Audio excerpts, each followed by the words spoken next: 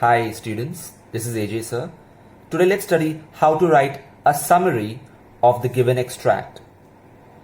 The summary should be approximately 1/3 or 1/4 the size of the original extract. So first we should jot down all the main points, which is called a rough draft, and then we can write a fair summary. Summary writing is also called précis writing. I'm going to read a passage given, and then I will read the summary.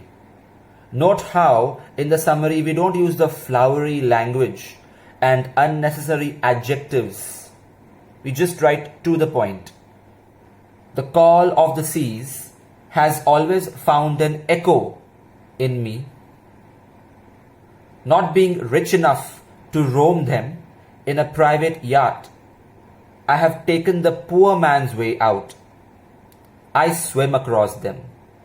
So this seems to be an autobiography. The person is a swimmer and is talking about his experiences of swimming.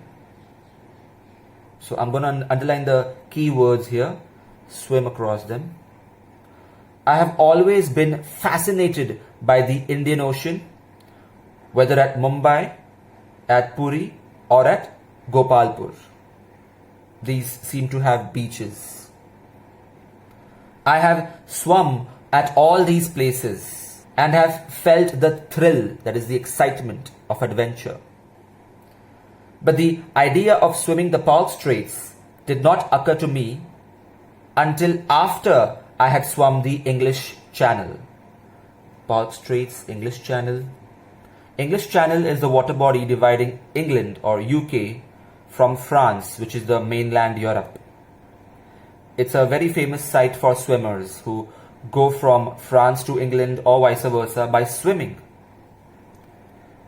Palk Straits is between India and Sri Lanka.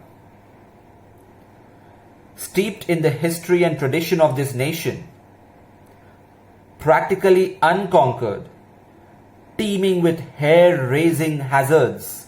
Hazards means dangers, and hair-raising means alarming. The seas between India and Sri Lanka had all the elements of challenge, danger, and difficulty that tempt me. So I'm gonna underline hair-raising hazards. By way of preparation, I continued a strict and rigorous course of training which had begun in the 1960s. I had also to collect a comprehensive range of facts and information about the sea. So it seems that not much was known about this.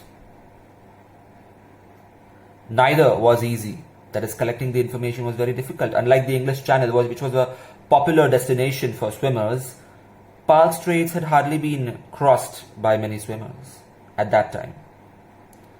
Despite all the information I had gathered, I soon found that very little was known about the Palk Straits, especially about the tides and the currents.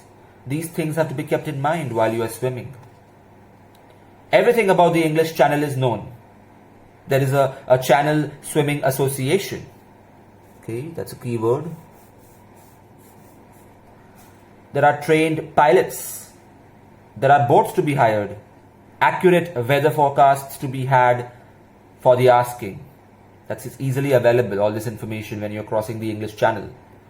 Dependable tide tables. There is a timetable which lets us know at what time there will be a high tide and low tide.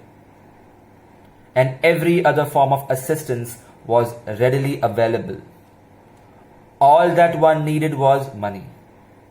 Here in the Palk Straits, between India and Sri Lanka, one had to first find out the information, or rather find out where the information could be obtained, and then to decide how much of it was incorrect or misleading.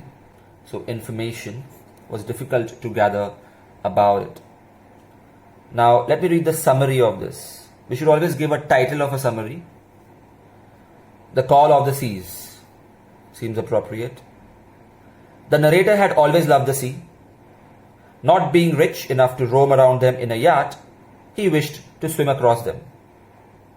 He was tempted to swim the Palk Straits, for they were practically unconquered, steeped in tradition and full of dangers. In contrast, swimming the English Channel was easier, as there was lots of information and guidance available to do so.